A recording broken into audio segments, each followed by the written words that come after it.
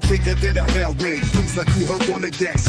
Glover hold the court, give the chief no suspect. Politics in the mix, like Double Stewart Rich. Spinning tales from Black Wall Street, real life's the pitch. Doni Glover Show, be more news. Doni Glover Show, be more news.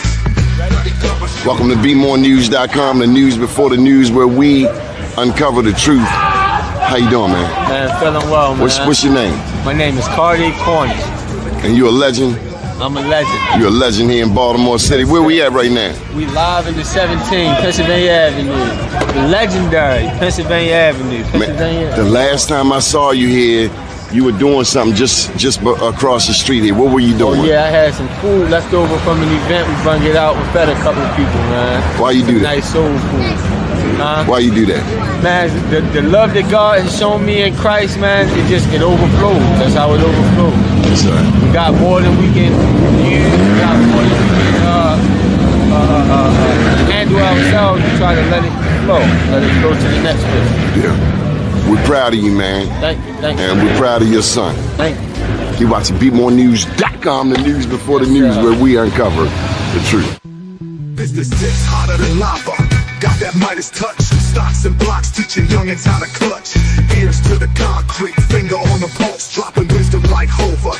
Each word a joke. Doni Glover Show, be more news. Doni Glover Show, be more news. Doni Glover Show, be more news. Doni Glover Show, be more news. Walls painted black, history on lock. Blast off from Tulsa, rebirth like a clock. Markets rising from ashes to gains. Dying the narrator, truth runs in veins. Doni Glover Show, be more news. Doni Glover Show, be more news. Doni Glover Show, be more news. Doni Glover Show, be more news.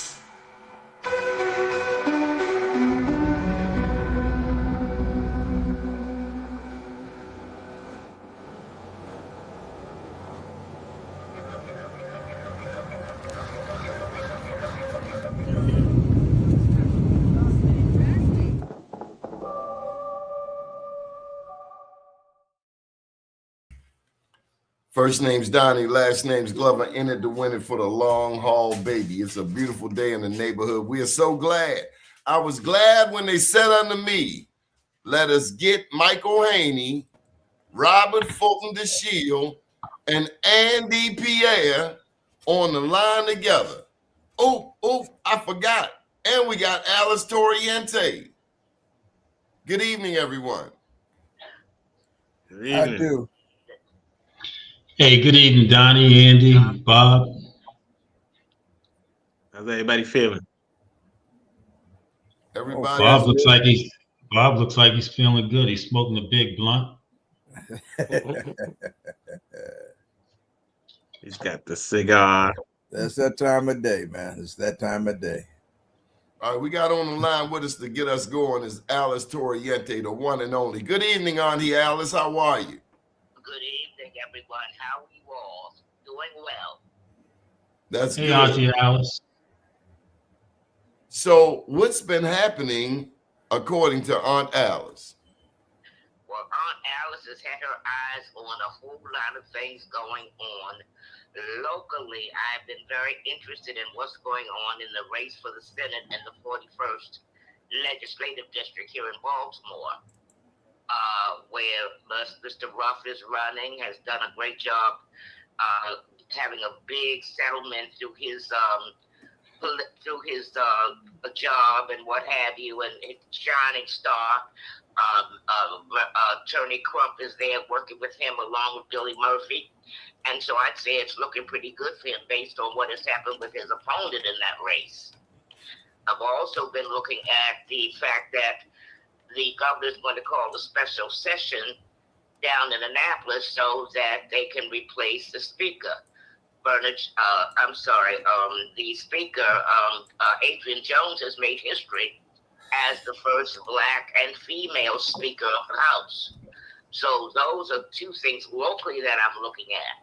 And then nationally, I'm really looking at what's going on with Jasmine Crockett, who has announced the fact that she's going to be running for Senate in Texas.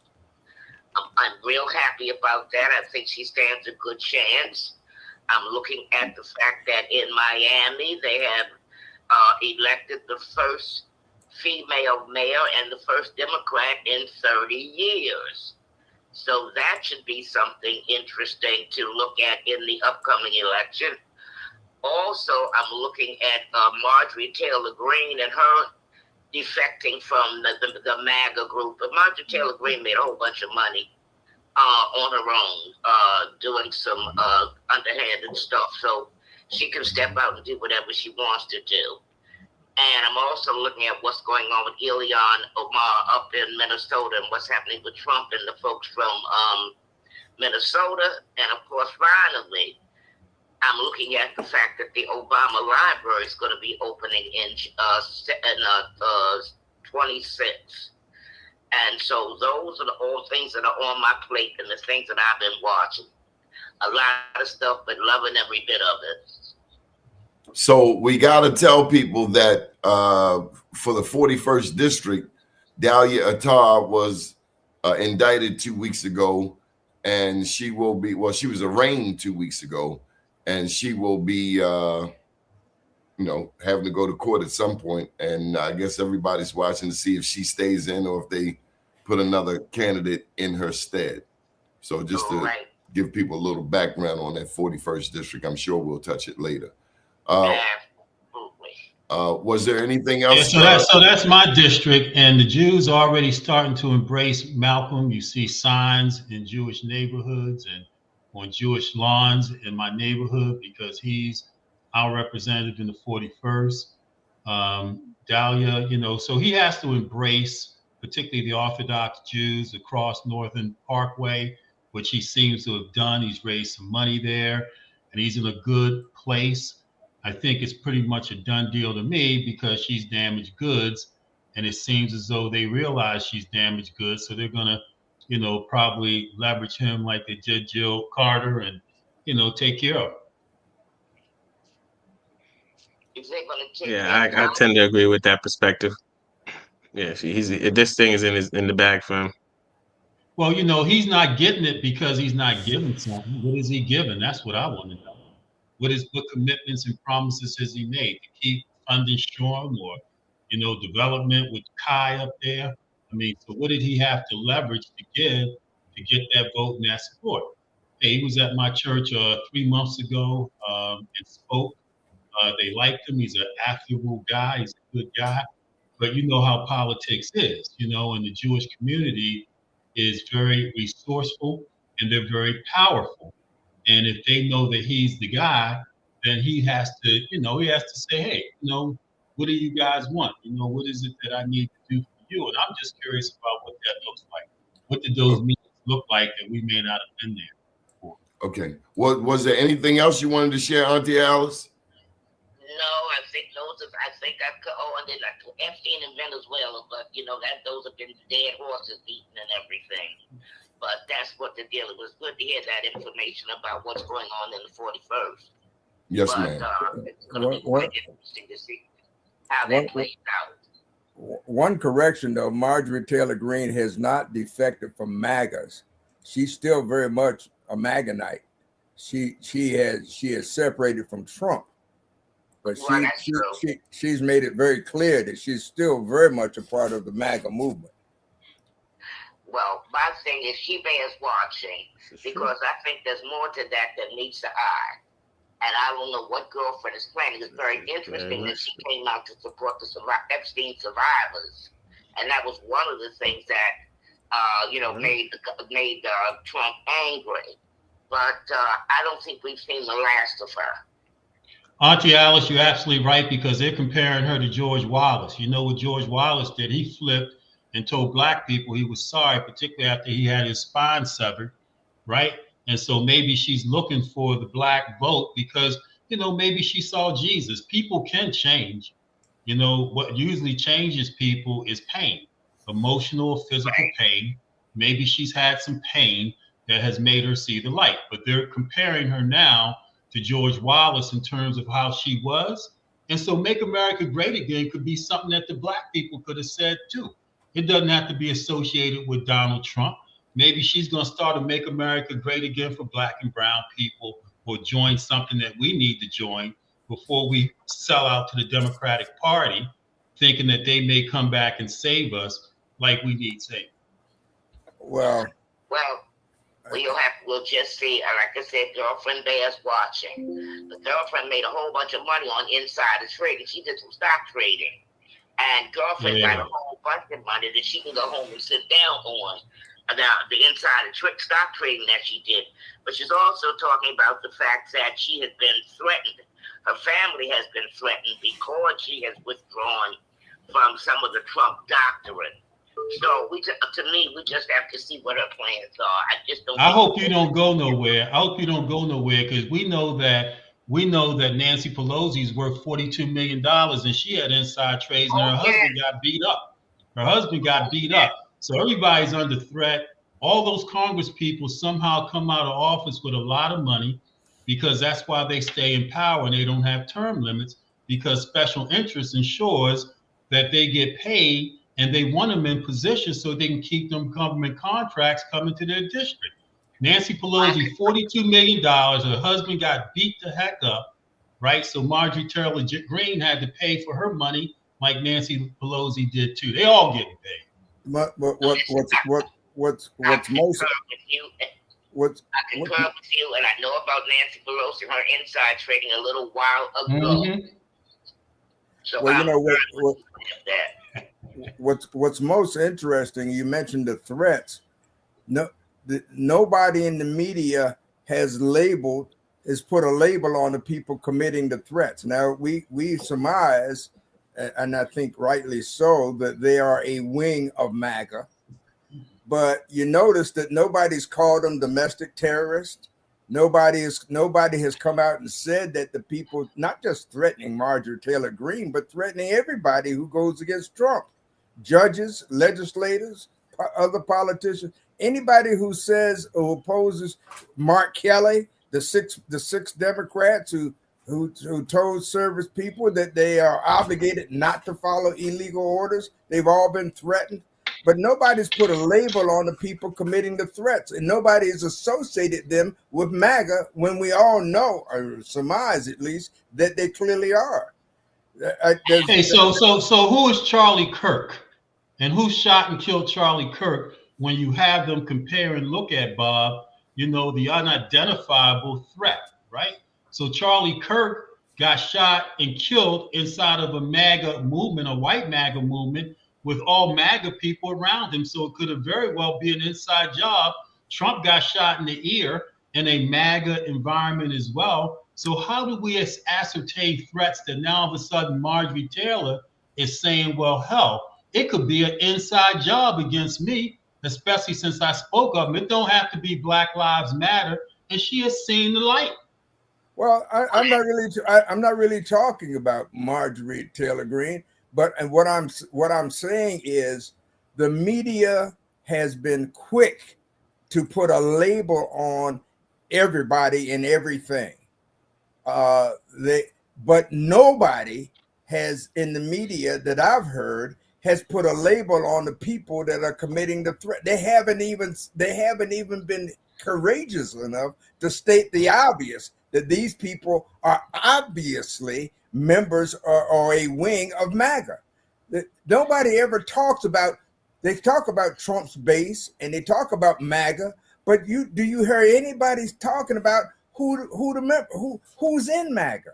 Who the heck is what is Trump's base? And because they don't want to acknowledge or admit that the people, the rogue element, if you call them as such, the rogue element is not just a wing of MAGA. They are the ground forces of MAGA. They're the enforcers. They're the muscle, if you will. So Bob, you got 5,000 criminals back on the street, let out of jail, right?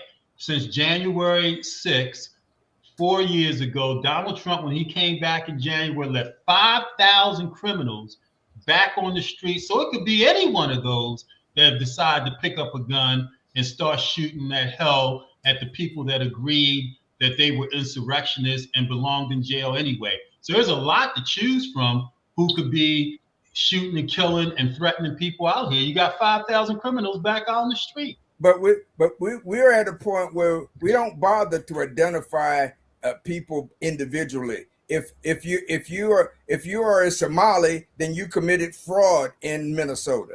If you're a Somali, we can no longer accept immigrants from Somalia or any of the other 30 countries that have been added to the list of people who can't come into the country. And Wow. one other thing that this is not even on topic, but I want to mention it before I forget. Because at some point we'll talk about Trump's refusal to make disclosure of not just the Epstein files and not just the videos from the Caribbean airstrikes, but I haven't heard anybody in the media talk about the actions that Trump has taken to prohibit. Jake, get out of there! I haven't heard anybody. That's my dog. I thought Trump was in your house and you was yelling at Donald Trump. We haven't heard anybody talk about the efforts that Trump has undertaken through the DOJ to prevent the release of Jack Smith's report. The report that the investigation that was undertaken to determine Trump's involvement, if any, with the January 6th insurrection or attempted insurrection. He is because the charges have been dismissed already. Jack Smith has resigned a long time ago as a special prosecutor. But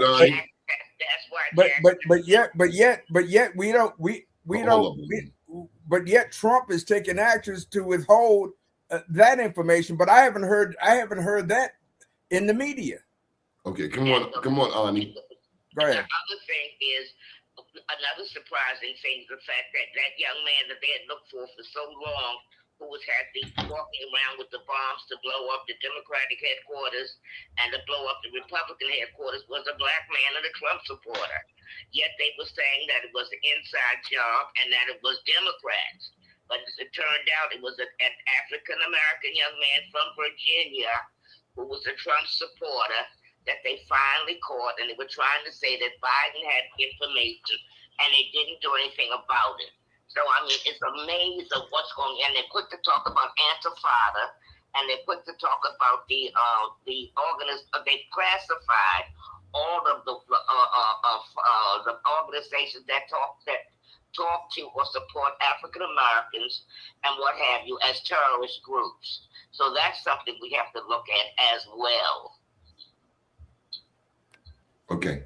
Well, thank you for joining us, Ani Alice. We didn't want to take this much of your time, but thank you so much for joining us tonight. We can't wait to get you next time. And my pleasure. Everybody have a wonderful evening. Bye-bye. You too. You too. Happy holidays, Auntie. Thank you. So, Mike Haney, where you been at, man?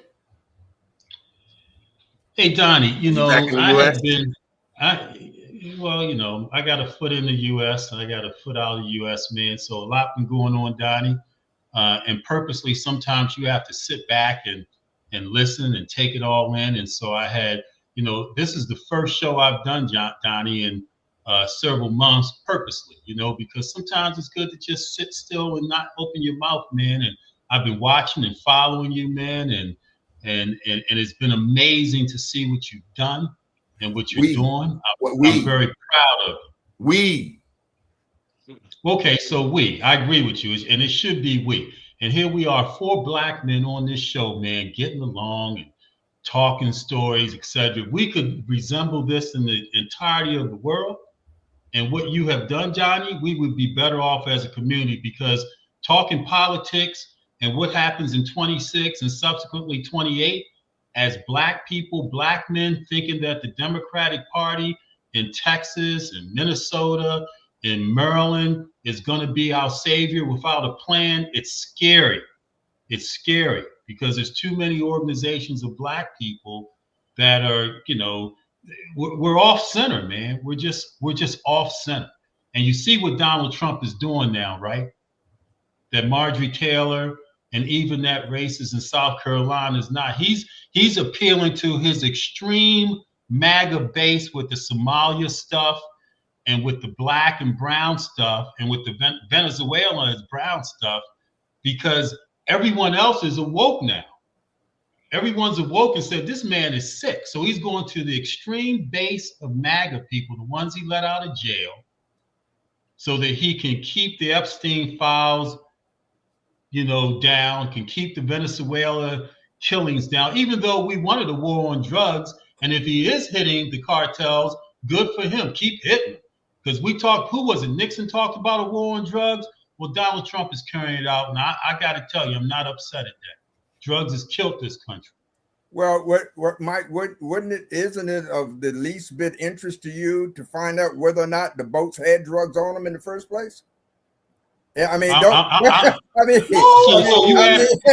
you asked me a question. Doesn't that matter a little?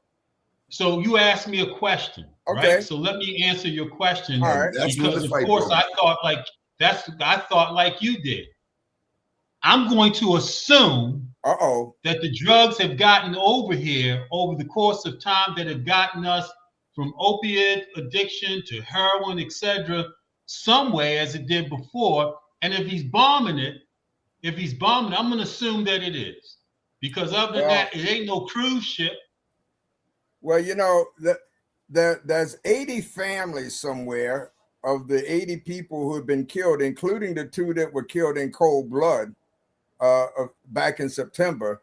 There are 80 families some of whom have already filed complaints, but there are 80 families who say, before you impose execution, which is not the penalty for drug smuggling, by the way, anyway, but before you impose execution, it would have been prudent to first establish that the basis for the action was even factual. It would have been. I got 10,000 black families over here whose loved ones are still possibly alive as a result of the drugs not getting here, may have a chance to go to rehab or do something with their life, that is saying, you know what? Hey, thank God, thank you very much for potentially saving my people. It is amazing to me that we as black people saw since the 70s, when our troops came back from Vietnam and the infiltration of drugs into this country, that now all of a sudden somebody like you is saying, hey, well, let's take a look in the secret compartment and see if there's drugs are there. I am just amazed, Bob, that you sitting there saying the families of 80 families. Well, then you would be amazed at the fact that you are even alive, because there are those who using the science as it existed at that time to presume that black people were born criminals, and those 10,000 people that you referred to wouldn't be here because we would be killed at birth. So facts do make a difference. Truth is relevant. And that was the counterpunch. Andy, how you been, man? You just I've been moving around. I've been moving around, keeping busy, talking to different campaigns and helping to advise and move the needle. Between Georgia, Philadelphia, and I've had some Maryland campaigns from Tiffany Welch. As you know, you just drop a Welch's name on us, Mr. Bob. Welch? I didn't say that. No, did Andy just drop a Welch's name on us? Yeah, Andy did that. Yeah, Agnes Welch. Agnes Welch. Tiffany Welch is good people. Tiffany Welch, she's been out here solving problems. She's not big on just talking. She's you have to pay attention to the folks who are actually doing some things that are beneficial to the community. When folks were talking about needing a food desert, she brought the fresh at the Avenue Market. So you got to respect that, right? Is that the granddaughter? Is that the granddaughter? She brought what to the Avenue Market? Fresh at Avenue Market. That grocery store at Penn North. Avenue Market and Penn North, 2 different places. The one down the street? Not Avenue Market. Well, the one that's down the street. Pennsylvania Dolphin? I thought it was like a couple blocks up from Dolphin. I thought it was not a couple blocks up, because I thought it was like 4 blocks down from North Avenue, Penn North. It was on Pennsylvania. You talking about the market, man? The market on Pennsylvania Avenue. That's what you talking about. Yeah, I Down thought the that was street called from Pennsylvania. Shake and Bake. Down the street from Shake and Bake on the right hand side. That's know not what you're 4 talking blocks about. below North Avenue. That's several blocks. That's damn near a mile below North Yeah, Avenue. it's about a mile. About a mile. But we About a know what mile. he's talking about. I don't know. There's 10 the blocks. Avenue Market. There's the place Avenue that you got to Bakery. buy your own bag. Was it save $1, save a lot or something? Yeah, that's further Well, down. I think because it's called Fresh at the Avenue, I've just always assumed, but Yeah. it's Pennsylvania Avenue down the You're street. forgiven. They say You're about not across. from Baltimore. Well, hey, listen, I was raised in Haiti, so Well, this is a I came food here desert. after the And military. so when you say something like that, this is a food desert. That's exactly where I saw Don Lemon when he came to Baltimore and had to help him understand something from a local perspective. But we get it. There is food insecurity in this 21217 zip code. 21216, 21215, the whole damn Baltimore City. What you got, a giant on 30? And I mean real food. I don't mean garbage. Mm-hmm. Real food. I actually go to Wegmans out Owens Mills. I wouldn't buy a damn thing from Mondama, especially no meats. Not a damn piece of meat out of Mondama. Not me. They got me And twice. that's honestly something that we need to figure out a solution for. Like, there is absolutely no reason why these inner city grocery stores should even be considering to give the subpar produce and subpar meats to our community. That's not even that. That's Well, let unfathomable. me just say, it ain't just for poor neighborhoods, because Mr. Bob done had, I'm sure, an issue or two out Liberty Road. Shucks, you lost 3 markets on Liberty Road. Yeah, the giant at Liberty and Milford Mill has been replaced by, what the hell is the name of that store? Royal Farm. No. That's a grocery store behind Royal Farm. I know what you're saying. You're talking but about the Royal Farms. Oh, Liberty Road. Never mind. Yeah, right at Milford Mill and Liberty Road. Right. It's like a Baltimore City grocery store. It's a little small. And then there's So that black Donnie, what they store say that was off of Bel Air Road, I think it was. That's shut down. I can't remember the name of it right now, but they made all their pastries at 4:00 in the morning, and everything was super fresh. Yeah. Well, see, their margins, they say that their margins have to be higher because they got to exploit black people, because they instantly go in there thinking that we're going to steal all their stuff. Mhm. So they raise the prices on everything. So you look at the price and the quality, we get lesser quality and higher pricing, because they say they have to beef up security, have different sensors on everything, and their margins have to be smaller because we steal everything. So that's how they frame, grocery stores in the hood. Well, time out. We lost the Dollar General on Pennsylvania Avenue. And let me tell you, since Freddie Gray in 2015, we've had a mega influx of non-black addicts who are notorious at stealing. You mean white addicts up there that start the gentrification process? Non-black addicts, sir. That's white addicts that are starting the gentrification process. Isn't that the same dollar store brand that Jamal Bryan is saying to boycott? Anyway, I don't know. They shut down about a year ago. The dollar store and Dollar General, and have been cited in at least 21 states for overcharging people anyway. But the way they do it is the price that you find on the item along the aisle and the price at the checkout are substantially different. I caught them a couple of times trying to overcharge me. And most people don't do it. Most people go up to the line. You got stuff. You got a price in mind because that's the price you saw on the item on the shelf. If there was a price at all, you don't check your tape to see if you were charged the price that was on the aisle. Most people don't take time to do that. They just pay whatever the cashier says the total is. And they've been caught in at least 21 states. In fact, at least 3 states have passed laws specifically because of that issue. Okay, I just want to bring y'all up to speed. You see this lady here, DJ Sweetness. Since you've last been on, Mike, this lady, we shifted the show from mornings to evenings, and 3 nights a week, Tuesday, Thursday, Sunday, we do a show on Indigenous. And Mr. Bob has been on the show, Andy's been on the show. Mike, you're the only one we haven't, but we got you on. I've been watching, Donnie. I've been watching, Donnie. Trust me, I've been watching your numbers, man. I know, Donnie. I have been watching. This lady, she's all the way in Oklahoma, and so we've got a whole new army of people. I'm aware, Donnie. Well, big ups to DJ Sweetness, and she's just been nothing but love and support. Yeah, big ups to you, Donnie, for making that change, you know, and I've been watching, man. I've just been silent, but I've been watching, you know. I still say it's a team effort. And Sweetness, you should know that this guy right here with the dashiki on and this other young man in the red sweatshirt looking like a young thug on Pennsylvania Avenue, that he just had a birthday last week, Donnie. You know that, right?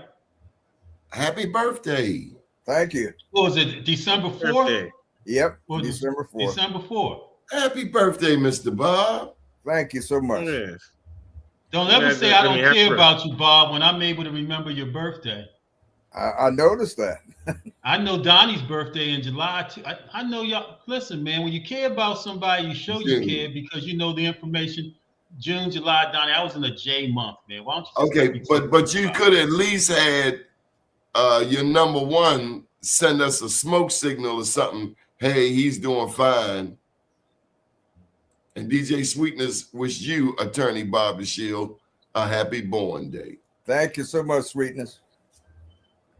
I tell you, and anyway, Andy, all of you, the $1 trillion question. What's the $1 trillion question, Andy? The $1 trillion question. The $1 trillion question is what's going on with the speaker. Jocelyn Pena. Question in Maryland. Jocelyn Pena is the answer. New speaker. He said what's going on with her. No. Why she quitting? Yeah. He wants to know why she's stepping down. Yes. Is that it? Yes. Yep. Well, you know, look at it this way, right? No, it ain't no well, you know. Yeah. Listen, she lost her son, right? She lost her son. It would be different if she stepped down and stepped out. She stepped down because maybe, you know, their mental health is real, man. You know what I'm saying? And who knows what she's going through in terms of having to. I've never had to bury a child, grace of God, right? But she says that, you know, it's time, and we have to give her credit and kudos for doing so, man. She's done a fairly stable job as far as I'm concerned, created no controversy. She's not leaving the house. She's just stepping out of that leadership position because it has to be overwhelming. And she's only getting $72,000 a year for all those headaches. You know, mental health is real. Nobody gives away the crown. That is a seat that people die in. That's that's how Mike Bush carried it. That's how Mike Miller carried it. That's how Elijah Cummings carried it. And I'm not taking any sides. I don't want to die in office. It is my job to pass the ball. So big ups. But here's the real clinch. Here's the real clinch. I get it. Life has gotten heavy. I get it. I understand. I'm empathetic. But I say the same thing about Wes Moore, about Barack Obama, about anybody. So what do you think? What's the speculation? What's the speculation? Is it about you or is it about us? So I think from what I've heard through my question asking, she had a stroke and she's been having some memory issues and some other health issues, and so she's stepping down. Now the thing is about the speakership is that it's a lot of moving around. You're moving around from all the different counties. For any given day, you might be in 2 or 3 different counties. You're moving around all year round, and it's exhausting. And so, if somebody who's like the thing is, the previous speakers, yeah, they stuck around for a long time, but the moment that they had a health issue, they stepped down. Speaker, like, so it was, like, I'm sure they would have died in office, but they're like This is big, what I don't like understand. With all due respect, if you ain't able to handle the post, just give it up. Yeah, she gave up the speakership because she can't handle the speakership. The speakership is a different monster. You're not understanding what I'm saying. Mhm. You've been to the top. You've been the king. Mhm. You don't go from king back to the front row. It don't work like that. So what's the story? What's She's the trying- story? There's emeritus. Who does that? She's going to be speaker emeritus. It's like Jack, with all due respect, when Jack said, I don't want to be mayor no more. Mhm. Gentlemen, we What we does have that with mean? us. That's what Bernard Jack Young said. He said, I don't want to be mayor. I want to go back. He lost the election. No, before it got to the election, he said he ain't want to be mayor. He said, I want. Andy, do you remember? Am I talking to myself? No. He did say that. He did say that, and he said it because he didn't think he could win, and he was right. Oh, okay. Because I know he ran anyway, and he lost. All I'm saying is, bro, you bust your butt to get up that hill. Nobody gets to the top of the hill, king of the hill, and say and give it up. They just don't. The thing is, what if she wanted to go out on top? I'm saying but you're saying now you're just gonna be a delegate. It's just I can't wrap my brain around that. It makes no sense, is what you're saying, Donnie. It doesn't make sense. If you're tired, what would have made sense, and given her circumstances, what would have made sense? just step off, retire. Come off all the way. He's saying come off all the way. Retire. Let somebody else, dude. Well, you got Mark Morial, who's been running the National Urban League for 20 years. Am I the only one who's going to say something about this? Jesse Jackson, Rainbow, this and that. He's been strong-arming people. Al Sharpton, strong-arming people for years. When is this shit going to end? I mean, it's old. Right now, they're trying to get Jesse's to make sure his next generation that they are continue to be millionaires. It's no longer about the mission, about the people. Amen. Amen. Amen. I agree with you. The thing is, damn all that. The thing is, though, I agree with you. Absolutely. You're I will say, absolutely strategically speaking, based on the way that the speaker is stepping down and working her way out, like nobody's saying that she's not going to leave the House of Delegates. I will say it's not necessarily the right time for her to leave the House of Delegates, because why trigger a special election when you could just wait until finally deadline and not run? I get all of that. I'm just saying, with all due respect, check this out. Let's go to the reparations piece. The notion, the understanding, welcome, Dr. DANITA TOLSON. The reparations piece, the whole caucus. Yes, ma'am. We're gonna give you a real proper introduction. The whole caucus, generally speaking, Black caucus, was for reparations. And then Larry Gibson comes in with the, woo, woo, woo, woo, kick the can down the road. So just like with Barack Obama, it's seemingly becoming, it's not about us. It's about individuals. One last piece of evidence. Can you believe that Dr. Santa Lisa has been voted the superintendent of the year out of 24 jurisdictions? Now, somebody just kicked me off the horse and picked me up and throw me under the bull, but why do you come up with something like that? Dr. DANITA TOLSON, you've been working out for a long time in Baltimore County, Northwest Baltimore County, Randallstown, and Liberty Road corridor. Welcome to the show. How have you been? I'm great. Thank you for inviting me. Thank you so much. Now, most recently, you've been running one of the NAACP branches there. I have the Baltimore County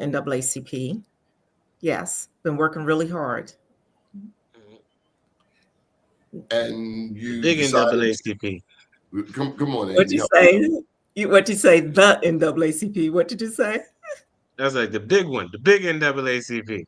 Yes, the big NCP. But we've worked really, really hard. But recently I stepped aside, and Mr. Roland Patterson is leading the branch right now. While Is that Roland Patterson, the attorney? It is the one that's I thought. Roland Patterson. He's trying to get his license back. Yeah, because he had some issues in Prince George's County. Okay. Yeah. I'm sorry for interrupting you. Very, very nice meeting you, Doc. Nice to meet you too. Yes, Mr. Patterson is now leading the branch, the unit. So I'm very happy for him. And I will still be trying to, serve the community with the NAACP. But right now I've decided to run for District 2 County Councilwoman in my area. Thank you. I've been serving the community for over 20 years, and I've decided to move a little more, into the community. We've actually had one woman previously, which was Vicki Allman, that has served, and I would like to see another woman. Is that Izzy's seat? Is that Izzy's seat currently? Well, it's going to be a combination. So they have done the redistricting, and I like to look at it as a backward C. I've talked to many people now. It's about 17 to 18 miles long, the redistricting. So it goes from Westminster all the way down to a little bit to Owens Mills area, Offord Road. But if you look closely on the map, you see the various roads, because people still don't know what district they are in, because it's all district, redistricted now. So just trying to make sure everybody knows what area you are in, because people don't know. Is the new map up online yet? Yes. If you go to the Board of Elections, the County Council, okay. You can look at the map. You can look at the old map and see how it's different on that, and you can see the big difference in it. But make sure you look and look at the zip code, look at the area, look at the roads. If you don't know, just call, ask somebody, ask the council. You're welcome to go on my website, dtolson@baltimorecounty.com. If you have any questions, I'm having my kickoff next week on December the 17th at 6:30 p.m. at the Tillery. I'm asking everyone to come out. I'm a registered nurse. I'm a professor. So just so everybody knows, the Tillery's inside the Marriott and Owens Mills, in case they don't know where that is, right? That's what you're referring to, the Tillery inside of Owens Mills Marriott. Is that what you're talking about? Correct. Okay. Correct. And I'm like I was saying, I'm calling all the nurses, the healthcare workers, the teachers, the physician assistants, the community. As you know, right now, big in the news has been where Trump has denounced us as a profession. Any nurses, nurse practitioners, social workers, teachers, we are no longer classified as a profession. After all these years of going to school, he's telling us that we are not professional anymore. So just imagine. For the purpose of getting financial assistance at the master's level, that doesn't affect bachelor's at the bachelor's level. Well, it can affect the bachelor's, because just imagine if you want to go get your master's. And for nursing, we cater nurses to go to the higher level. Right. I have a heck of a lot of respect for you. I don't want to talk about Donald Trump. I want to know whether you would be the second elected Black council person in Baltimore County if you were to win this race. Well, she would be the third. Of course, I'm going to. So who was the second, first two? Was Julian and Cheryl Pastor? Is that who it was? Ken Oliver. That's Ken Oliver. That's right, Ken Oliver. Right. So what's your path to victory, Dr. Nita? Well, my platform is real solution, real care, and real leadership. I believe in transparency, and my three things that my top three things is economic development, of course, healthcare, because that's what I'm in, and then education. I'm in that also. I think that's very, very big. And right now, those are some of the big things that's being torn down in government. What's happening out there at Security Mall? Don't they have a white developer looking at Security Mall? Is that part of that district that's been redesigned, Security Mall? And what's happening if you're talking economic development? When are Black people going to get their share of the development out in Baltimore County? Since we comprise almost half. But Michael, I asked the doctor. No, Let wait the a minute. doctor. She running. You not running. I want to say Well, this. I want to hear from you. I want to hear the doctor tell me and answer my question. But you're not the host. I want the doctor to take. Donnie ain't here. I just took over. I want to hear from the doctor. Dr. Tosin, and framing your answer, I focus on the fact that 67%. I think he's hitting on you, doctor. 67% of the land in Baltimore County is zone rural. So take that into account and fashion your answer, please. Why are you gonna set her up with that, Bob, and not let her? She's smart enough. She's a doctor. Well, I would like to say that we are owned. We are owed that. So, I would like to see that hopefully whoever the developer is, that they will look in our direction, that they will, definitely give us or include us in whatever they're developing. So how do you ensure that happens? You want me to vote for you. How do you ensure that I get a piece of the development, Rock, since you're going to be the second? We got to be at the table. Julian Jones is elected council executive or county executive. You would be the only one on that council. But we got to be at the table, and not only me. Then we have other seats there. Why not just me? We have to get other, and I just don't want to say just Black, but other Black officials on the county council. It's other districts that we have minorities that's running for county council. Well, I'll say it. I'm not sure if you're aware of that. We need more Blacks. I'm asking you to vote for me in District 2. But if more, we can move forward with that. We need more Blacks involved. I'll say it. Absolutely. We damn sure, especially out Liberty Road. Do you know there would be no Baltimore County without Liberty Road?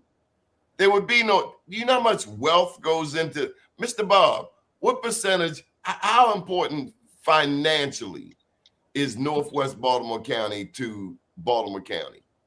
Oh, I mean, my guess would be, and it's purely a guess, but that probably 80% of the wealth is in that area. Wow. And our young people, we have not effectively pulled enough of us in. Matter of fact, everybody is talking about Reuben Amaya. And I'm just wondering, out of all our educated Black young people out Liberty Road, ain't nobody got no interest? Nobody? But for real? Ain't that what Lance said? But Donnie, I want I want to make sure that the doctor understands, particularly since one of her focuses is on economic development. There is no economic development without land control, right? Land is the basis for economic development. The problem, one of the biggest obstacles to economic development in Baltimore County is zoning. 67% of the county is zoned in a way which impedes economic. It's zone rural, which the result of that has been that the areas that where development is available is controlled by the three families, right? It's controlled. Unless you open up more of the land in the county to development, we're tilting at windmills.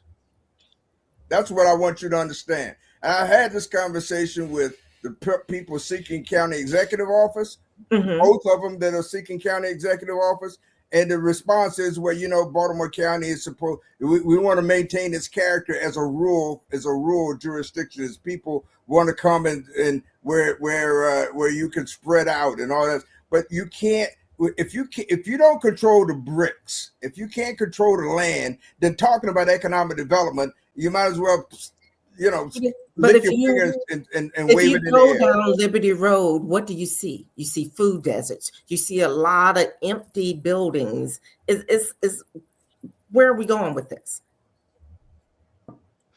I would say with that district, Baltimore County, I think one of the important things that talk about is outside of the Liberty Road corridor, we got to take in consideration the URDL. That urban demarcation line is very important to them county folk, especially in the rural area. And with the Trump in office and the whole defunding of rural hospitals, you definitely do have some talking points. But the hospital thing is a federal issue. It's not really too much you can do from the county level. Now, who else is in the race? I know Ruben's in the race, but he's got more bad press than anything. That whole covering up a rape charge and all of that was crazy work. And I look at him like I've been anti-Ruben since he ran for president. And the fact that he turned around and proved me right. Is he the one who caught the charge? No, he's the one who tried to cover it up. Right. Are the women between him and Robbie Leonard? Are people aware of what he did? Some people are aware within the circles of the people who pay attention to what they're doing. Because you think about it like this: even though certain young folks, particularly him, they might preach that whole changing of the guard and this, that, and the third, but they are definitely students of the worst activities within politics. The idea of covering up something like that and bullying a victim meanwhile you're still talking about women's rights, this and this, that, and the third, and when he did it, instead of standing tall for the wagon, like, because the thing is, you do something crazy, stand tall for the consequences, like that way, there's at least then, folks can respect the fact that you didn't go running and hiding behind your tail. But what did he do? He threw a black woman under the bus who didn't have nothing to do with the situation, and then tried to, like, after he did that to Calandra Young, then he tried to reach out to Ufoma and ask her to come serve as his new vice president. And it's like, dude, you pretty much taking the playbook from white supremacists, which is put your foot on the neck of any black person that you could possibly find to prop yourself up. And I don't respect it. And the fact that, as the son of an immigrant, as the son of two immigrants, knowing that he is also the son of immigrants, the way he talks about his parents swimming across the Rio Grande, who the hell says that about their parents? It's crazy. Oh wow, I didn't know he said that. Oh yeah, that's part of his stump speech. I'm like, my mother would. 4011 Bedford Road. What district where I be in? You're in what? What did you say? 4011 Bedford Road. I'm in Izzy's district now. What district will I be in? I haven't looked at the map. You said 411 what? 4011 Bedford Road. But what? I don't know exactly where. Let me do some research real quick. I'll find it. I just wanted if you knew. Yeah. I don't know why he gave you his address over the air, Dr. Doc. He just gave you his address and everybody else's address over the air. Bob, come on, man. What's in that cigar, man? You're in the 2nd district. Wait, no. Well, yeah, County Councilmatic District 2. Okay. Party over Bob's house at 4011 Bedford Road. Starts at 9 o'clock. Come on. These cigars. Come on. Donnie, I didn't know what I missed, man. Thank you so much for inviting me tonight, man. This has been awesome, man. Well, I'll see y'all over Bob's house in about an hour. Thank you for and I accepting definitely the invitation. appreciate this. We're not finished with you just yet. Okay. Tell me more about the economic aspect. Liberty Road is a major thoroughfare for business. Any thoughts on how to help the businesses along Liberty Road? Any ideas on that? Well, I know as I'm driving down Liberty Road, first of all, it's a lot of food deserts. A lot of the grocery stores, a lot of the stores have closed up. I hear a lot of the communities saying that they have to travel. If you look down, you see Food Lion. I think one of the other grocery stores just opened up on Liberty Road. But we need grocery stores that can open up and maybe, just just provide some funding for the community that can open up businesses. Other than that, I don't want to add any mixture to this, but the liquor store, but we have a lot of liquor stores. I would like to have more food, something healthy in the community. I know we talked about a little bit more houses, but a little bit more funding for the community. And as far as the transportation, Liberty Road is always packed.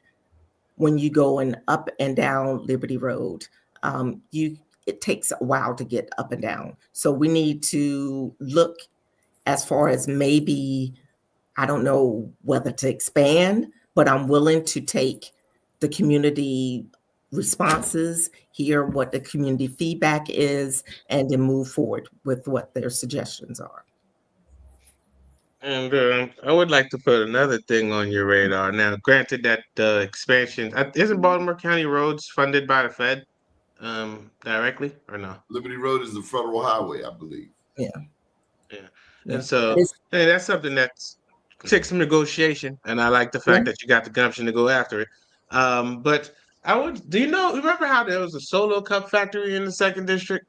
I think there is a Baltimore County in general needs somebody who's going to champion bringing in businesses, big manufacturing jobs. Like, I mean, everybody seems to have given in to these pundits and these economists who are saying, "Oh, manufacturing is gone in America," but I don't believe it.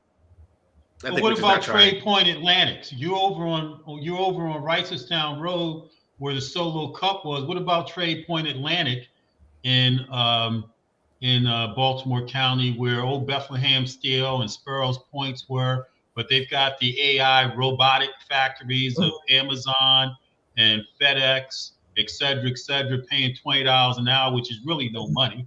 You know what I'm saying? And that's why I asked Dr. DANITA about Security Mall, because, when you're on that council and you may be the only Black person, you got to embrace everything, every area, and understand what economic development is, and hear what Bob said about controlling land. You've got, what's her name now? Carla Nelson, that heads up the Economic Development Council. I think you know her.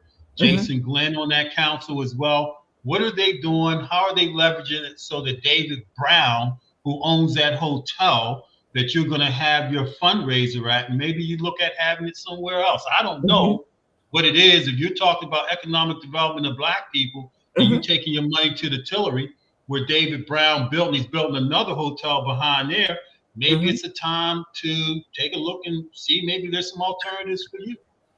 Folks, we'd like to welcome you all to the Michael Haney Show. Mr. DeShield, Andy, and myself, we're just along for the ride. There you go, DANITA.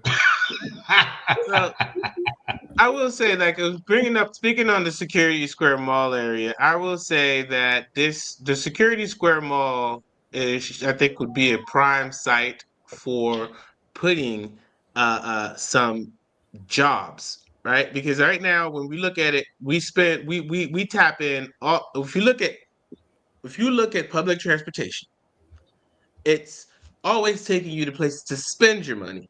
It very seldom takes you to places to make the money. And so security already has all of the dang buses coming there. I think that is a prime location for you to go hunting as a council person with councilperson purview. Like nothing comes through without your thumbs up or down. You go hunting for manufacturing, something that's going to bring you a few hundred jobs, you know what I'm saying, over $25 an hour. that dead end that's the end of a bus line, and you go from there, because at the end of the day, it will not only benefit the people in your district, but it will also benefit the people in Baltimore City. Mm-hmm. And it's all about working with the cost, like the value increases based on our neighbors. Mm-hmm. Baltimore County does better, Baltimore City does better. Baltimore City does better, Baltimore County does better. All right. The problem, Andy, is the problem, and that's a great idea. The problem is land cost. See, there's no competition. If whatever you have, whether it's manufacturing or housing, you are constricted to 33% of the land mass. Mm-hmm. That means you not only have overvalued it, but you've devalued the rest, all in the same motion. If there was competition from land mass, then the cost of land at Security Mall would be down, so that people with less than David Brown resources could afford to buy it. Mm-hmm. Mm-hmm. You've got to open up more land for development if you're talking about real economic development, to bringing in. And I agree with you. You got to bring it. We don't need any more $12 an hour jobs. We don't need any more $15 an hour jobs, because frankly, because if you don't have two of them, you still can't support your family. Absolutely. So what is Julian Jones's platform to be county exec relative to what you're saying, Bob, so that Dr. DANITA, when she's elected to the council, they're working in accord, or has he cut a deal that he's not going to do what you say? Because we know that's a strategy to squeeze us out, to put it at a point where someone like David Brown can afford it and someone like you and Andy and I can't afford it. That's a strategy. So where's Julian Jones at as it relates to his platform to be county executive, or is he sold out already? I haven't put the question to him directly, but I haven't heard anything from him that suggests that he wants to change the way things are. That's right. So how's Dr. DANITA going to be able to do anything if the county exec, if he's black, ain't in accord to what she says economic development looks like and means? Well, that's where we're dysfunctional. We're dysfunctional and disjointed. Yeah. Well, the thing is, we got to remember that part of it is human nature. Mm-hmm. Part of it is human nature, and the human nature is not necessarily to take big risks. It's to do what they know works on this, whatever, no matter how marginally it works, they will stick with what they think works. And so, like, I'm looking at it like, yes, what changes that needs to be done with this whole development thing is not necessarily that we need to snub certain developers, or we just need to be a little bit more conscious of what development we have coming in. We have a lot of developments that have high ticket prices that that marginalize people and push them out of various neighborhoods. And that's like that, even though I think that's, at this point in time, I'm coming around to the terms that this probably is just going to be like, that's just part of society. That's just something that happens. Andy, I disagree with you, Andy, because in the Jewish community, the Jews work together very, very, whether they like each other or not. But you said something important. You said something important. You said something important. They work together. Go ahead, Dr. DANITA. You said something important. They work together, and that's key. That's right. Stop putting other people up on some damn pedestal. They don't like each other like any other damn group of people. You didn't let me finish my point. Because I get tired of hearing the Jews this, the Jews Andy that. said it was human nature for us to be like crabs in a barrel, where it's not human nature. It's a choice for us to decide not to strategize and have a strategy so that we can overcome some of the economic development in our community. Black Wall Street, Donnie, you wrote a book. You're a big proponent. Before Brown versus Board, we had no place to go but in our neighborhoods and work collectively and together. Brown versus Board, they infiltrated. We went against each other and we started shopping in their neighborhoods. Brown We're still going against each other. Brown versus Board was the biggest problem for the Black community when they desegregated. Our teachers went away, our schools went away, our test scores went down, and our economic development in our communities went away. And it isn't human nature. Where'd Andy go? Come back, Andy. It's not human nature. It's a learned response. That's right. It's not human nature because we had economic development. We owned stores, hospitals, buildings, office buildings, for years before Brown. Absolutely. Whether you talk, what now is Virginia Beach was once C-Track. What now is for years is called Central Park was once a black community, a thriving black community. But it was all taken in the name of urban development.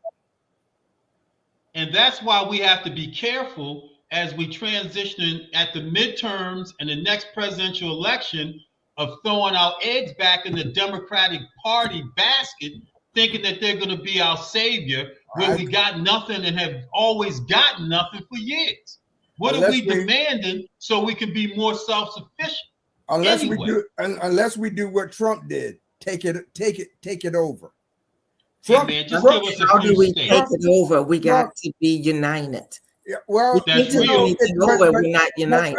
There you go, Dr. DANITA. Dr. Tolson, too many people, and I'm not suggesting you're one of them, but too many people use perfection as the enemy of progress. We don't need to be united. We just need to be enough. We don't need everybody. We just need enough. What is enough? If we make the goal, enough is when we cross the line. We cross the finish line. But if we make the goal unanimity, then we've already created an impossibility, which encourages too many people not to enter the race. So what we need, Bob, I think you're saying is we need common interests. We don't have to be common friends. We don't have to be common enemies. We just have to have common interests in what is better for us. And I got to tell you, Dr. DANITA, the NAACP, in my opinion, has sold us out. When they take the big, same thing, you look at the Image Awards, they take these big corporate sponsorships, and then they have to uphold what it is that those corporate sponsorships say they can and cannot do, right? They sell us out. And we have to do a better job of supporting Dr. DANITA so that you don't have to take special interest money that you might need 50 or 60,000 to win this election. We have to produce and supply our own. We have to take care of you. We can't let the union that's controlled by, others pay you off, and now all of a sudden you're beholden to them. We can't do that anymore and think that we're going to have our own power and control. We just can't. And we've got to be very careful, Mike, that because there's a tremendous disconnect between so-called minority business and the minority community. Because we promoted minority business as a way to make individuals rich rather than its true purpose, which is to provide. Stop calling me a minority. I'm not a damn minority in my own damn community. Don't call me a minority anymore. I said minority business, and I use it in the same way. I know. I'm not saying it to you. I'm saying it you plurally. Let's stop identifying ourselves as minority. We're the majority in our own community, and we ought to treat ourselves and our businesses. My point is this. I understand your point. Let's start changing the trajectory and how we define ourselves. No.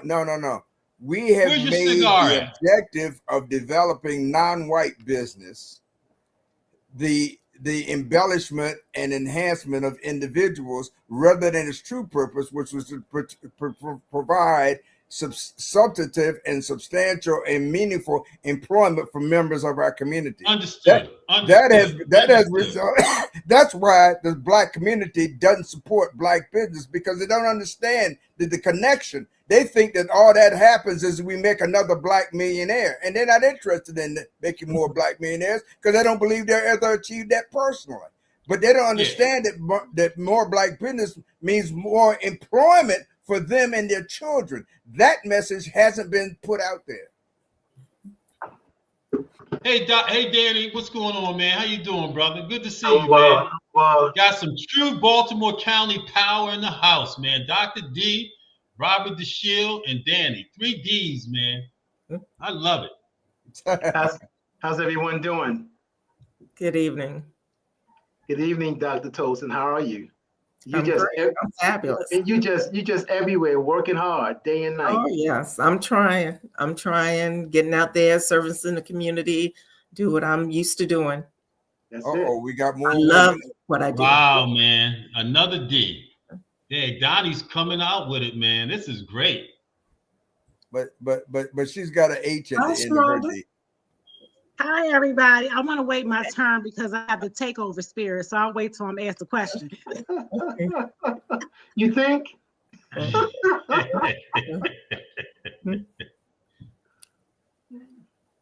Take over. The air is silent.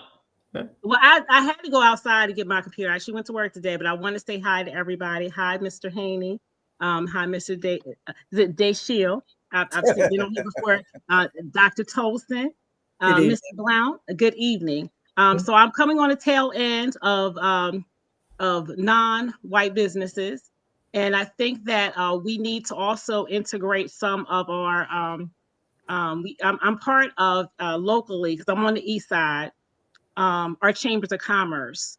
One of the things that I wanted them to do more of is have a opportunity to have more diversity panels, making sure that we're attracting businesses that are non-white to some of these chambers of commerce, because that's where all the deals go down. And so sometimes we're not using our affinity groups, having Black Business Day. Sometimes we are more leaned upon the white businesses. So that's something that I think that working with our economic development department in Baltimore County, as well as our different chambers, locally, they're trying to have more of a, because one of the chambers has closed down, and they're trying to do more in the middle area of like Parkville area. There's a lot of Black-owned businesses, but you only attract what you see. They don't know the benefit of it. So that is another way to build some of the non-white businesses. I want to make sure I say the right word. I do want to say I did work for a minority. I do want to say I did used to work for a minority business enterprise. So, you do have the opportunity. I want people to be, I used to train people on how to, get their minority business enterprise certification and disability business enterprise. And so often people don't even realize it's probably easier to get it when you don't have as many books to go through. Like when you start your business, try to get that certification so you're able to get some of these. When we're outside of the this current administration, so you can get some of those. What administration is that, Ms. Sharonda? You talking about? The Trump administration. Okay, can I say something to Ms. Sharonda, Mr. Danny, Dr. Danita, Mr. Deshiel? I want to say something. Don't kick me out the studio. You know what would resolve our issues in our community? If we reinstitute segregation. We need a reinstitution of segregation. If you look around the world, this is the only place in America where they try to fit a square peg into a round hole. Gaza, Palestine, Senegal, Kenya, Liberia, everybody is segregated into their own culture and community. When they brought Blacks over to America, they did the same thing with the Indians, but they gave them 37 million acres of untenable land and said, hey, this is yours. Okay, you Black people can fit in now after Brown versus Board, because now we're going to infiltrate, offer a lower price, and have your people come and buy from us anyway. We don't need your 10,000 teachers that you had. So all the teaching colleges, minor, Coppin State teachers, we don't need them anymore, but we don't want you teaching our white kids. We had it good prior to Brown versus Board, when we were forced to have our own economy, our own culture inside our own community. And it should be a choice. If you want to be inside of there, it's fine. If not, that's what we need. We need to be told that this is where we have to spend our money. Well, that means, Mike, we got to reduce the number of white supremacists walking around in Black skin. Because the fact of the matter is the majority of Black people still believe in white supremacy. The fact of the matter is that most Black people still believe that we can't achieve anything unless we've got white support.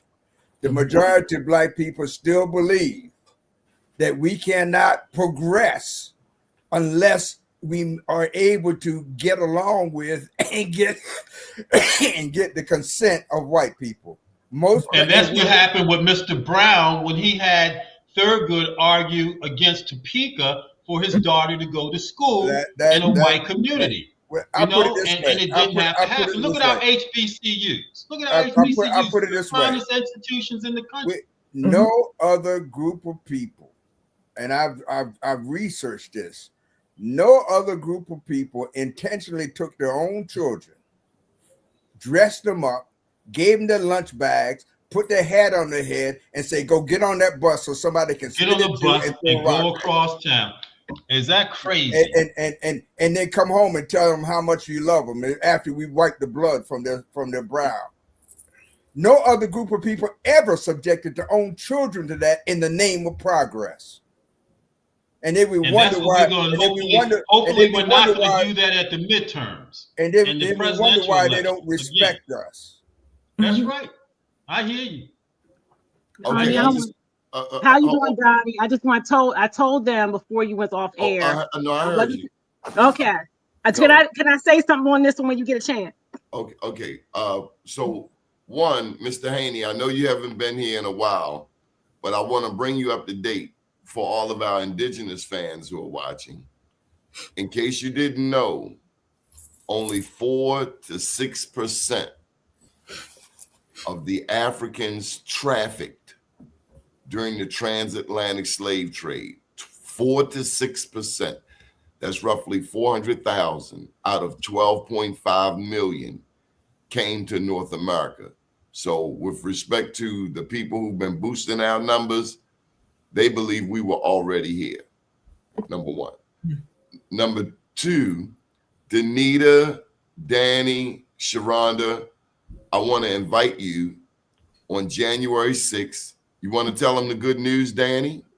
Well, it's great news. We're going to be holding a political roundtable in Northwest Baltimore County.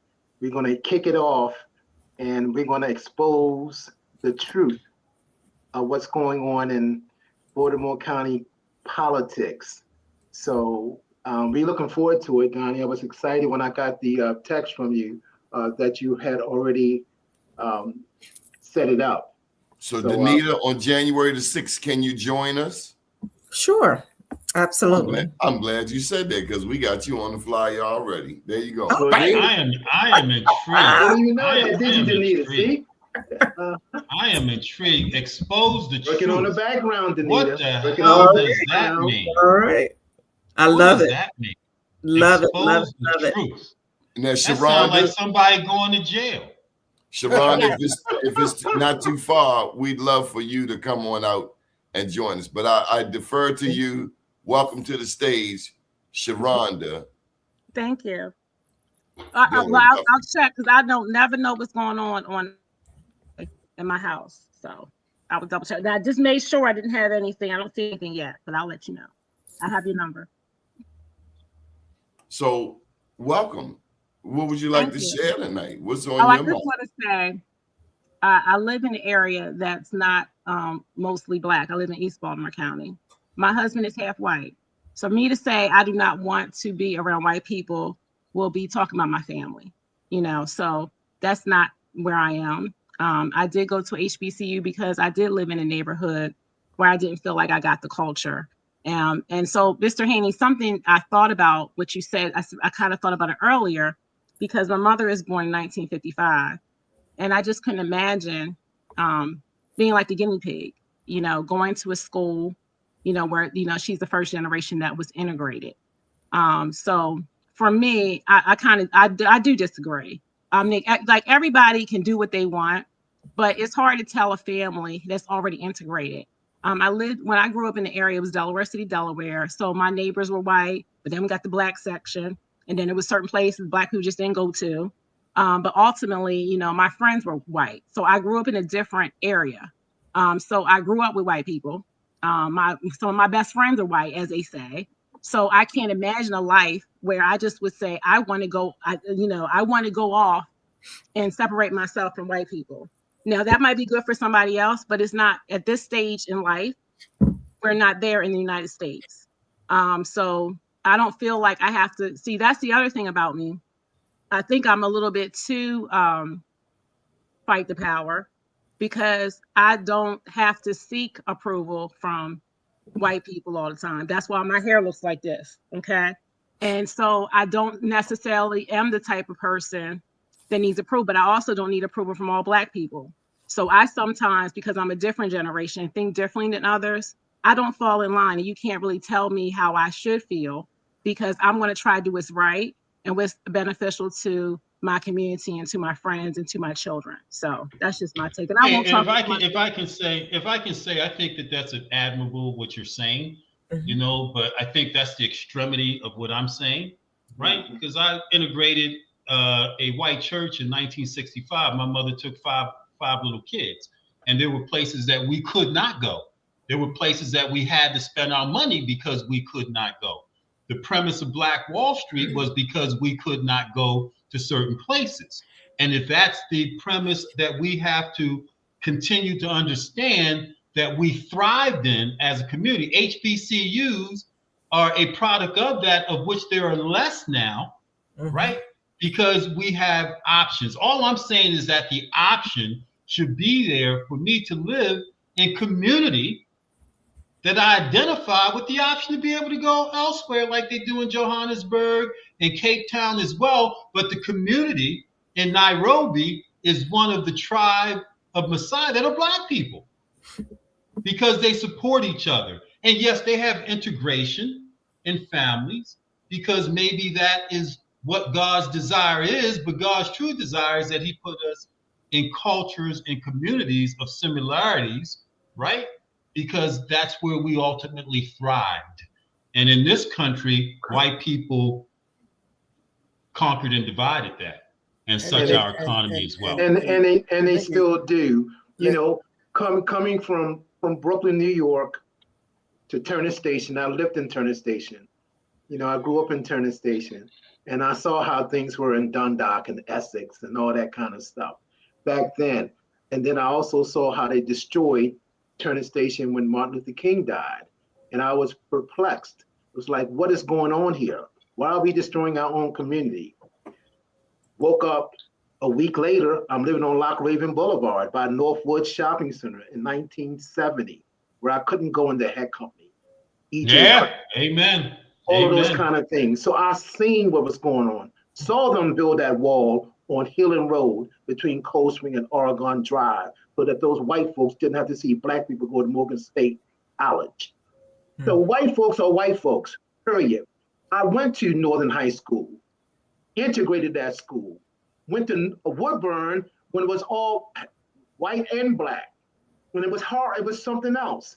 So we are constantly going through this metamorphosis in our lives, but we're still dealing with the same devil, same issues. They are always out here to take from us completely. They can smile in your face, Blacks and whites, where that comes from. But the fact of the matter is that our problems as Blacks is that we don't come together as we should. And that's why we're going through this stuff that we're going through, because we need to sit down and have discussions and have strategies. Can I jump in? Can I just get a word in on my show? Donna, let me plug this in. Two things. Number one, each of us lives our lives individually, but we have to accept the fact and embrace the fact that we live as a part of a collective. That's right. There have always been exceptions to every rule. There were Black slave owners. There have been Black millionaires before Jim Crow and even during Jim Crow. That's right. But if you get stuck on the notion that what you achieve or represent individually, it applies across the board, then we're stuck in a mentality of I-ism instead of we-ism. And that's the problem. And the other thing is, remember that ultimately the color of oppression is green. It's not Black or white. The color, so that while as Black people, we got to lead the struggle, but we're not the only ones in the struggle. Our true commonality is with people who we share the most with, despite our differences. The people that we share the most with are people whose kids are in the public school who's just as dumb as us, regardless of their color. With the people who we share the most with are the ones who are just as poor of us, regardless of the neighborhood they live in. The people who we share the most with are the people who are oppressed by the 1/10 of the 1% of the population that makes the rest of us fight over the crumbs. Now, we got to lead that struggle because we know most about what it takes to be in the struggle. We got to lead this, and those who come behind us got to be willing to get in line. That is the problem with the so-called minority business program. That's why Roberts was right when he said nobody can define diversity. What the hell does diversity really mean? What it means is enough of us that we feel comfortable, but not enough to make white folk feel uncomfortable. Whatever that magic number is, that's diversity. Well, that doesn't make any sense. We have to, there's only two. They talk about a division in the country. Don't call me a minority no more. When I call your name, then you know I'm talking about you. Don't call me a minority no more. There is a division in this country, but it's not between Democrats and Republicans. It's between Trump and everybody else. That's the division. Everything else is a subset. It's a diversion. It's to keep us our eyes off the prize. Trump in the Trump group is him, his billionaire friends, and his family. Nobody else is in that group. Even the ones who kiss his ass trying to get in. They'll never get in that way. Mike Haney is right when he says that black folk hitching our futures to the so-called Democrat. The Democratic Party is not a savior for black people. It never was intended to be. It's another white-owned and controlled organization. But what we can do, if we follow Trump's model, we can't do it the same way he did, but we can achieve the same objective by taking it over. But not taking it over by following the same path that they following today. We got to chart a new path. Maybe we got to chart the Mandani path. But we can't get in it and do the same thing that they do. Otherwise, we're no different than them. We're no different than for having Westmore governor than Martin O'Malley. What the hell is the difference? Amen. I just wanted to share with you, Sharonda. I grew up in East Baltimore and West Baltimore. East Baltimore until I was 9. West Baltimore from that point on. All black. Went to 29 Elementary School, then to Lamel. Then I went to, God bless you, to Poly for 2 years. That was the first time I ever went to school with white kids. Prior to that, I used to catch the Super Sunday. We catch the bus down to places like Fort McHenry, 60 cents all day.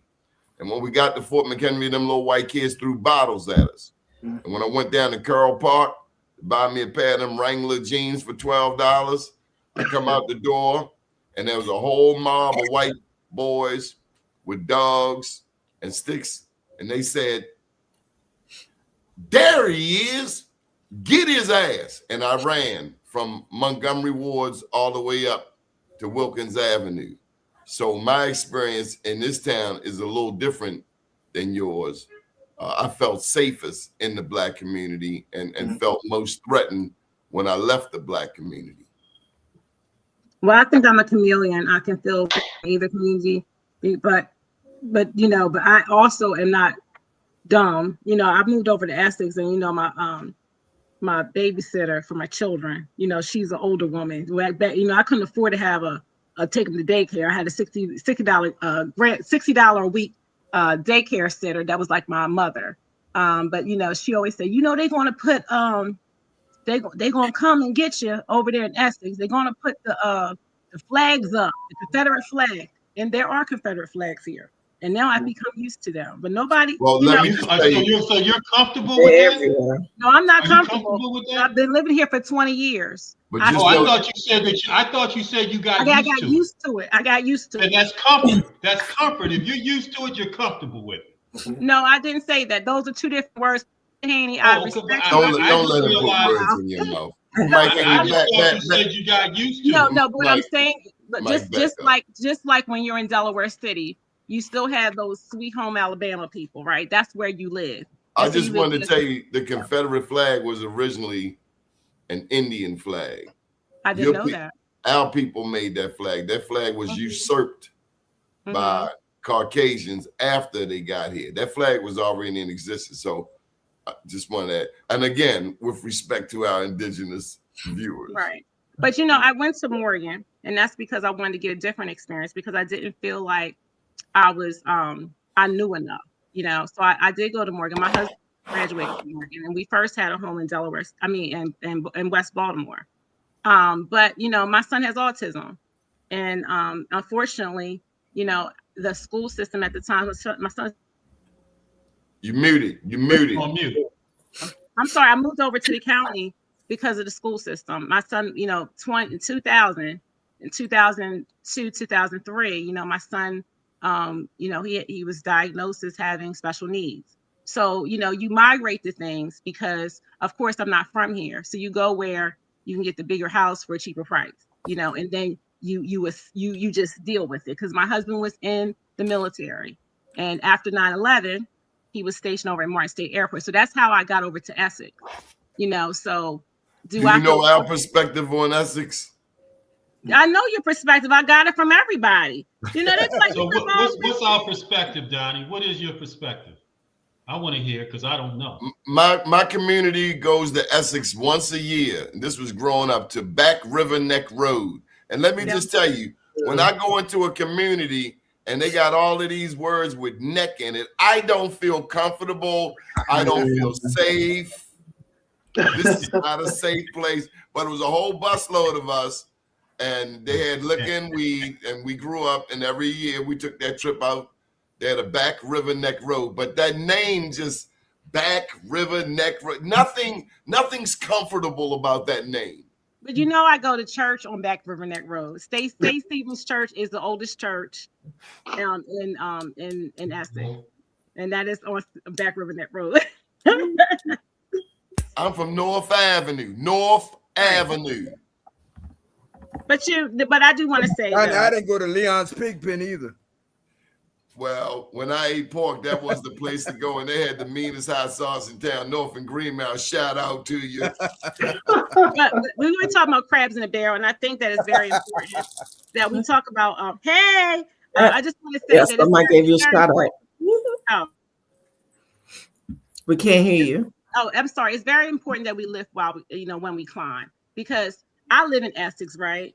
But that doesn't mean that, since I'm not from here, I go to East Side, West Side, DC. So where are you from? Where are you from? I'm from Delaware City, Delaware, and I went to Morgan. My husband and I have been here since I was here since I was 17, and I'm now. So Delaware City, different than here? Yes, I'm from a small town in Delaware. It's a sundown town. I'm from a small town. A sundown town? There is a downtown. It reminds me a little bit of like sundown town. When the sun goes down, you gotta leave. So we're not too far from Cecil County, but no, it's not a sundown town. Well, I mean, when I was growing up, I'm sure it was, because everybody was integrated. But when I was growing up, no, it was not a sundown town. There was places that I was raised by my grandmother, and she was like, we don't go over there, Right. So what is over there? What is over there? Like they never went to from the Lions Club, because okay, I got you. Yeah, I got you. So I never thought about it, but that's what your grandmother told you. So your grandmother thought like I did. Do you have Indian in your family, Sharonda? I'm just curious. I never asked you. So my great, because everybody lived long. My great grandmother was Native American, but I never gotten one of those tests because I was always scared. My family is big. I didn't want my DNA out there and somebody gonna go to jail. So, because I got my father had 17 children, all by the same mother and father. God bless that woman. Good God Almighty, Jesus. They didn't have no Allah, television. Muhammad, and Buddha.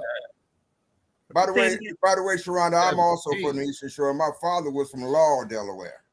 Well, I'm not from the Eastern Shore, so I was from Upper Delaware. It's in Newcastle County, but it's a small town on the C&D Canal, and I would probably put it more like a a community that's kind of like Dundalk, but not Dundalk. I mean, we were like an industrial area that had, you know, we had bad air.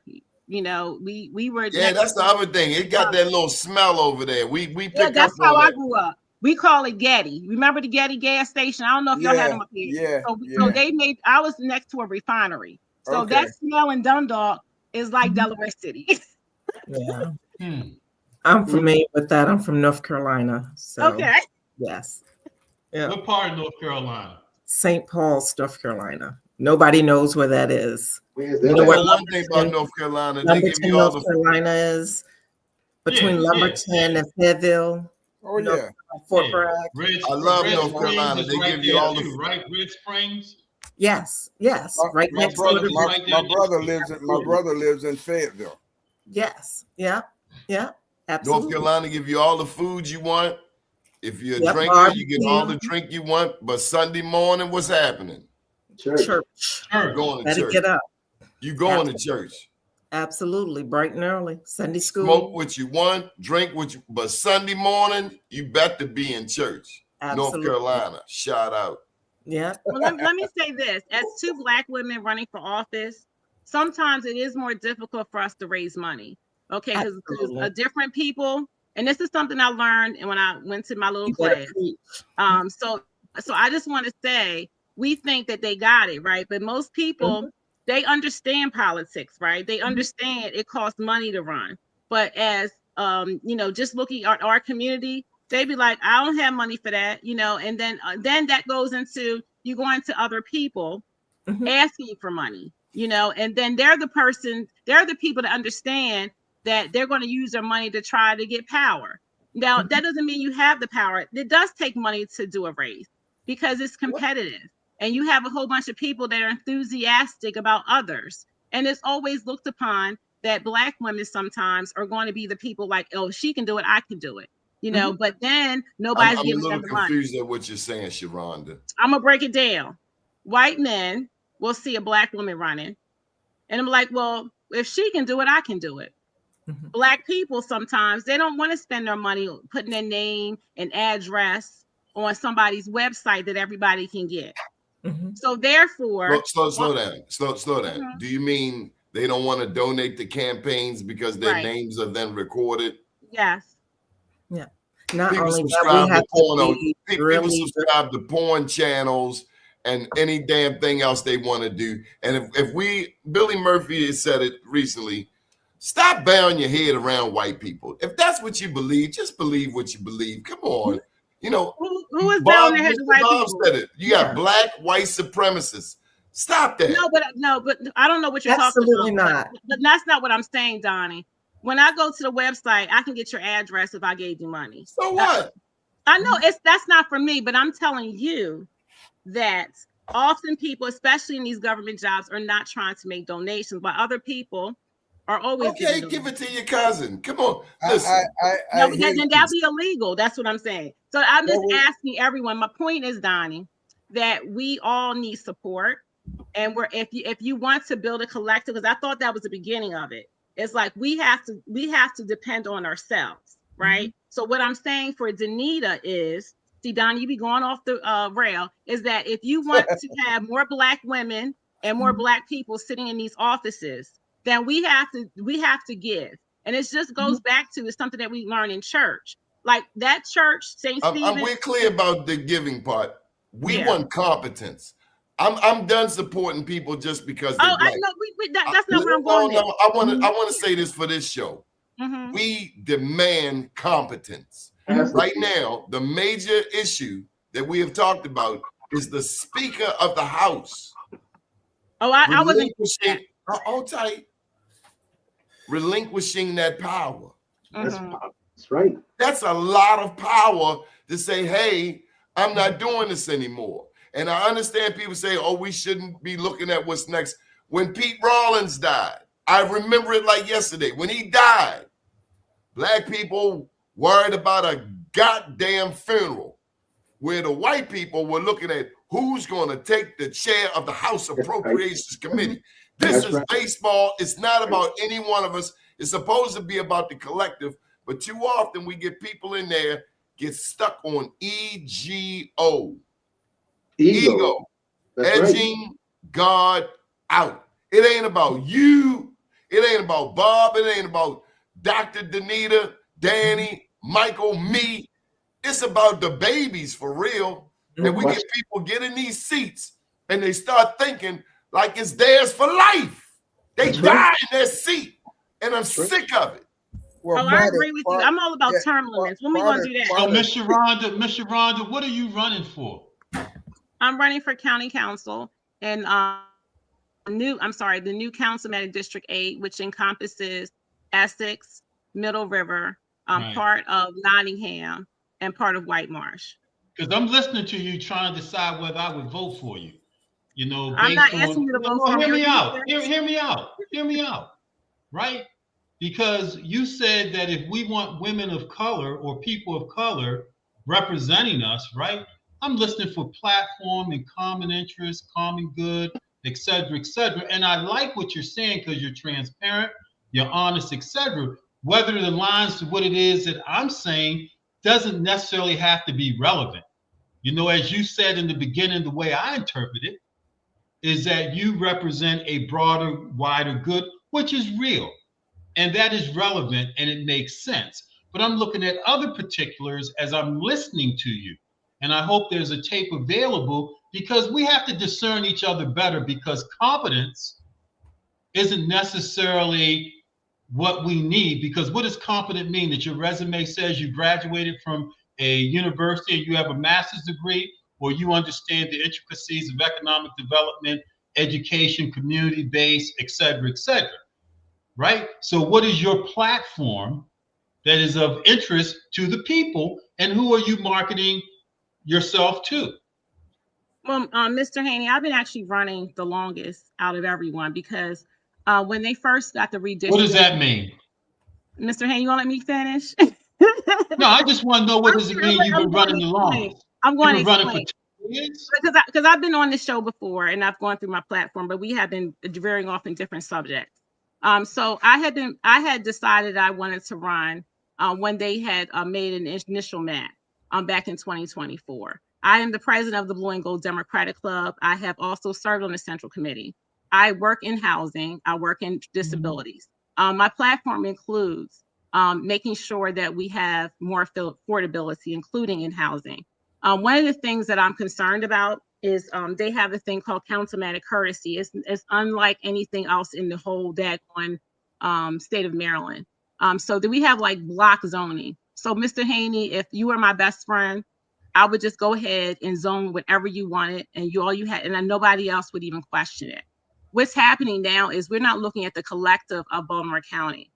So the reason, how do you make money, and how do you either raise taxes, okay, or you actually you have to actually have affordable. Our taxes are going up because we don't have many affordable housing. So if my son, when he graduates, he might not be afford to do anything but get an apartment, and the apartment might be kind of messed up. So what I am a part of a collective, because when you sit on council, it's truly, you have to understand you are one of many. So you have to have a like-minded people with you. So I want to, I'm a housing expert. So in other counties, they have mixed income housing. We need to start looking at we have some old housing in our county. The county has to do a better job. Yes, go ahead. So you're expert in housing. Section 8 housing in Baltimore County just came to fruition, 3 or 4 years ago, because they wanted to make sure that Black people couldn't come in from other places. Because Section 8 housing, which is a equal matter for Black people being able to live in certain communities, is not that old in Baltimore County. How old is Section 8 housing in Baltimore County, since you're an expert? I don't work in Baltimore County. Mr. Haney, can I finish though? Mr. Haney, I feel like you gotta let me finish. So a housing choice voucher. So I think there has been housing choice vouchers more than 3 years. So Section 8 housing is like project-based housing. And so I have worked with I actually have a housing committee.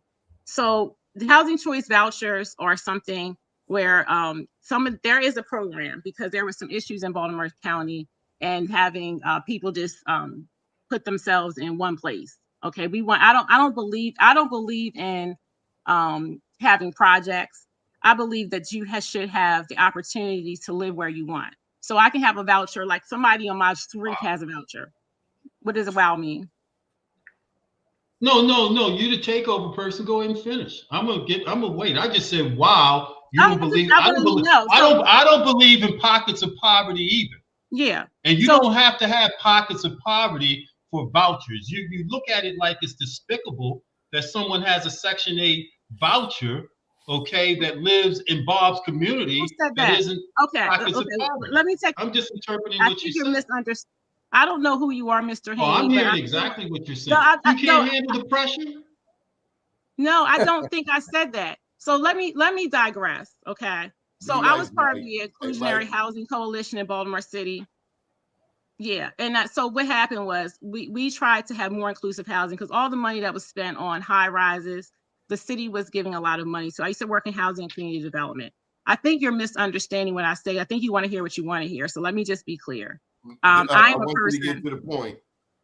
Well, he's asking me long questions and stopping me. So what exactly do you want to know? But I don't think it's a problem. I think that we should not concentrate poverty. So you should be able to have mixed income housing is what I was trying to say. And sometimes when they have, and I think Dr. Tolson can vouch for this.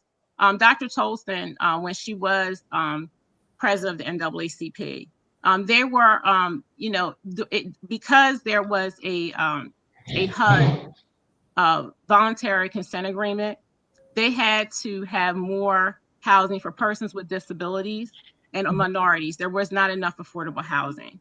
Oftentimes we're building housing, and we also are not allowing Black people to live where is most the most affluent places. So there's a lot of segregation dealing with, and there's not a lot of opportunity. So as a result, the county agreed to 1,000 units. So my platform also goes into having more disability housing. For instance, my son has autism. There is a program through HUD that allows persons with disabilities, 811 program, where there might be an apartment building that has accessible units, and they give them a rent subsidy. We don't subscribe to that program. I talk about crime.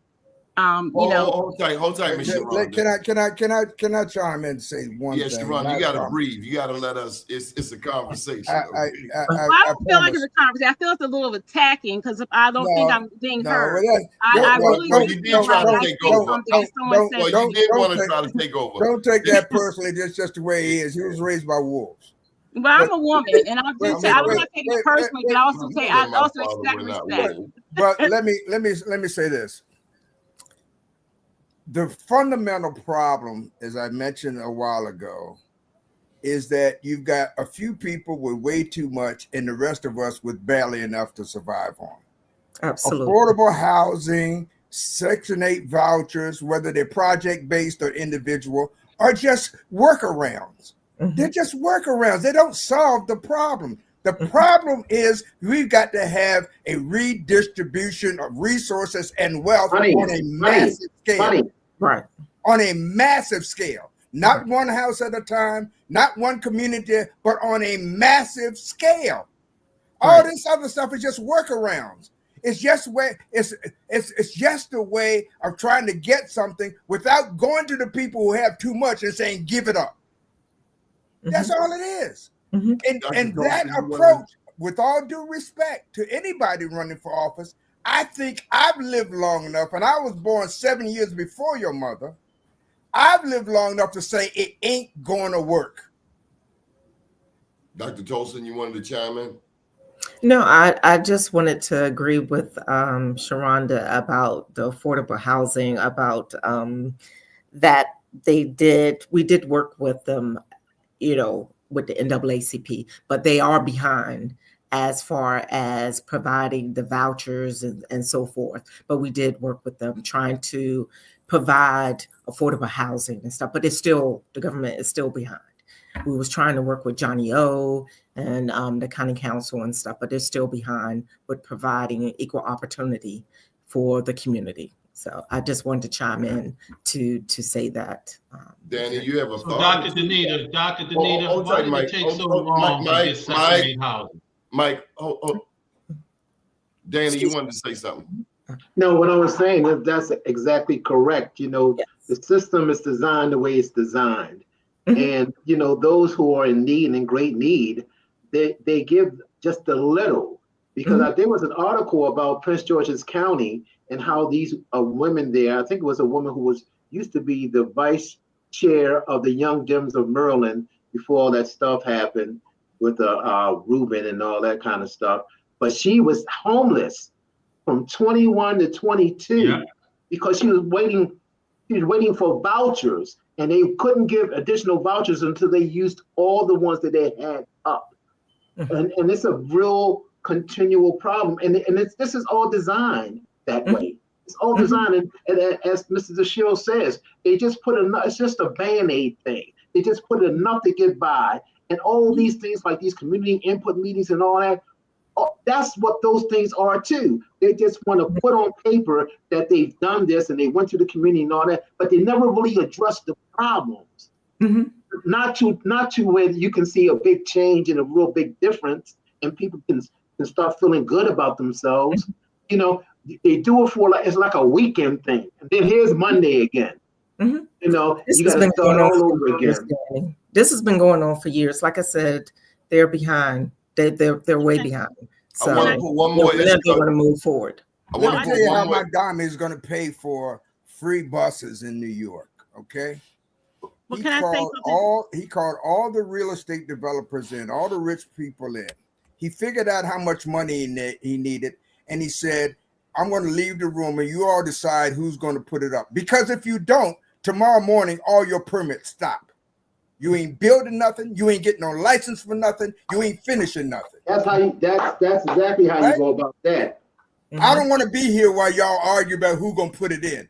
But when I come back, I want to see the money on the table. That's right. That's exactly where we're coming from. Is like if you want to, like with the housing, if you want the city or the county to give you all this investment, then you need to give something back. But back to something that you said, Danny, with Band-Aids, I think we need to also look outside of the county, and that's what I've been doing. So if you look at some of the, nothing's perfect, but if you look at some of the miles in Montgomery County, Howard County. So for example, you know, in Montgomery County, they have a program where you can use a voucher to get a home. You can, you know, you have, and that's something that I want to bring to, and I talked to housing about that. So there's people, you know, there's working people who have vouchers, especially in Montgomery County, because you can make $80,000, but you need help with housing. So it's based upon your income, and it can change every year. So for instance, they have a program. Okay, Sharonda, I try to give you grace, baby, but you just go. I gotta stop you. I wanted to get one more issue in before we go. We got 7 minutes. Data centers are a big topic of discussion, particularly in Woodlawn. They had a meeting last week. Senator Charles Sidnor, Senator McCaskill, also Senator Brooks. They were all there. Any thoughts around the board on data centers? I know Virginia is swelling. They're moving into Prince George's, now Baltimore County. Let me tell you what's happening with data centers, which are being promoted primarily to support the expansion of AI. Right. Now, the problem with AI today, and if you're not very careful, they don't have the money to support the infrastructure to build it.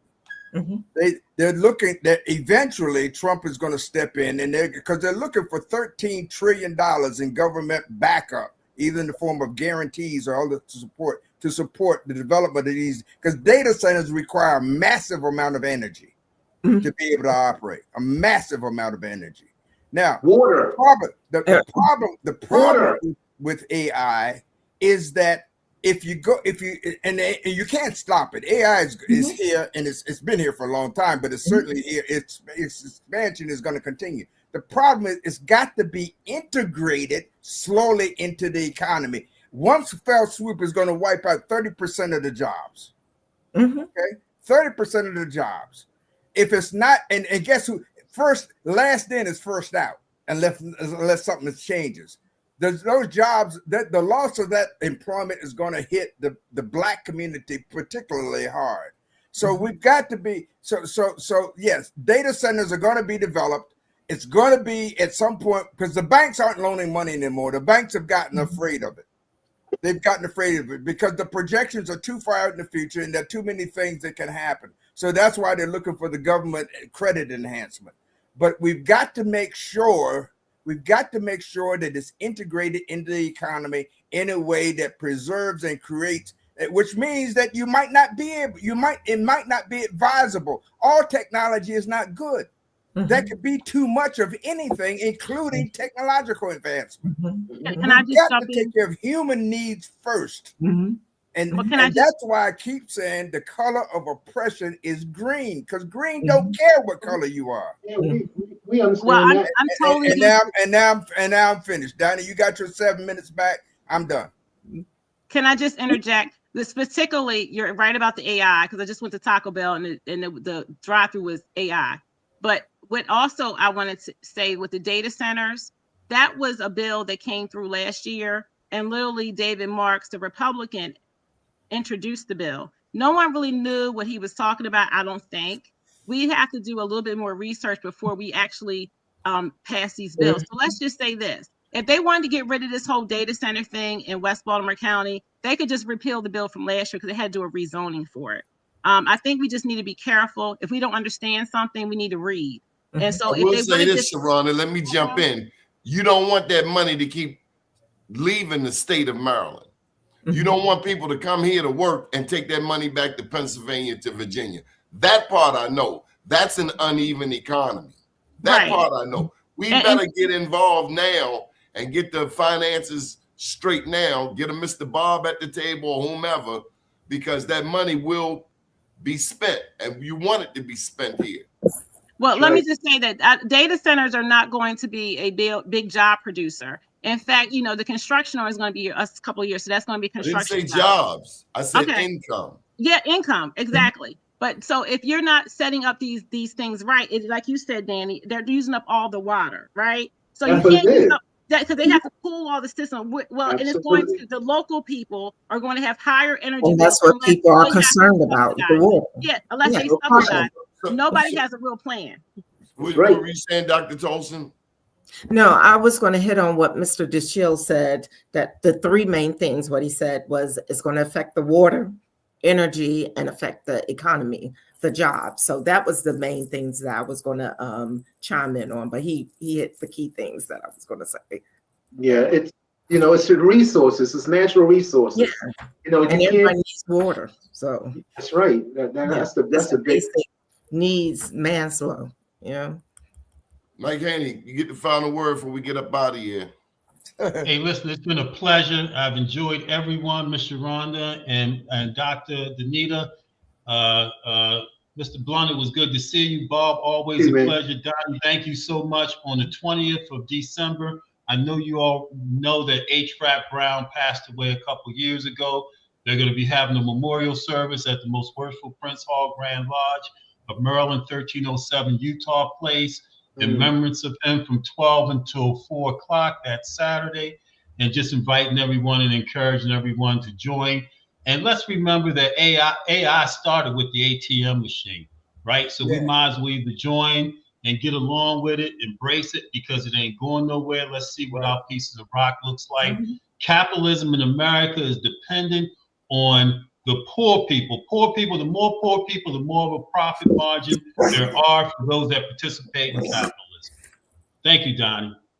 We got a couple of events coming up. The Black Wall Street New Year's Summit on January the 3rd down at the Downtown Cultural Arts Center. Also, we have the DANITA agreed to be on our first set. We will be shooting the television show, DANITA, so make sure your camera ready as always. And then, DANITA, you want to plug your fundraiser?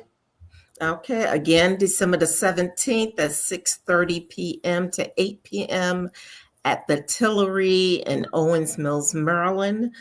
I will be having my kickoff, and I invite everyone to come out to support me for my District 2 for the county council woman. Thank you, Donnie, for inviting me. Good deal. Folks, thank you very much. And we'll be back tomorrow evening at 8 p.m. for the Indigenous series. Thank you for joining us. And you all look really good. Take it easy. Don't stress. This is seasonal depression, so make sure we check on seniors and people who have lost loved ones. This is their first holiday without loved ones. If you're feeling a little low, just look out your window or go outside. I'm sure you'll see somebody doing worse off. And what better way to get out of a funk than to help somebody not doing well? Can I say something before we leave? If you do go through seasonal depression, there is a number you can call, 988, the crisis center, and you could just call in and just talk. Thank you. Dial 988. 988. What if you depressed? What if you depressed every day? You can still call in. They can direct you to the resources, but we have resources for you to get the help. Or change your dispensary. Yeah, that's what he needs to do, Donnie. He needs to go there and check in the Spring Grove too. Good night, all. I'll say mental health is real. It's been a pleasure. It's been a pleasure. Good evening, world. All right. Thank you. Thank you, Sharonda Huffman. Thank you, Dr. Tolson. Thank you. Thank you, Danny. Thank you, Mike.